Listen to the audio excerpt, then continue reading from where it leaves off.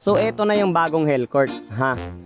Maangas ka na niyan. Cool ka na ngayon, ha? Cool ka na. Angas pa nitong normal skin mo. Tingnan mo naman, sobrang lupit tingnan. Exo-racial executor, porkit ikaw ngayon ay mas cuter. Tama ba yon? So ano nga ba ang mga nagbago para umabot tayo sa puntong ito?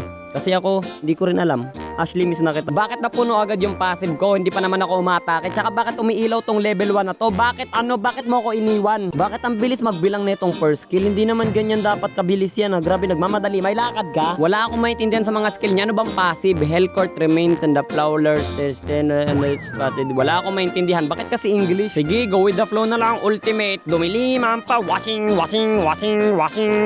Sabay alis na parang, teka, ano yun? Bakit ano yun?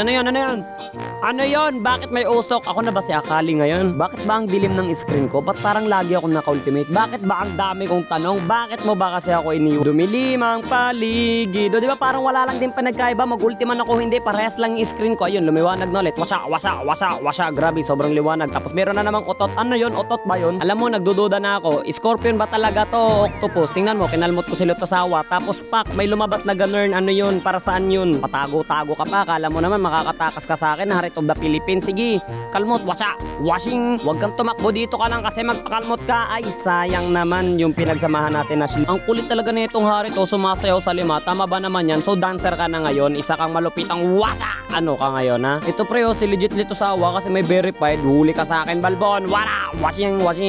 Tatakas ka pa talaga. Kala mo makatakas ka, ping.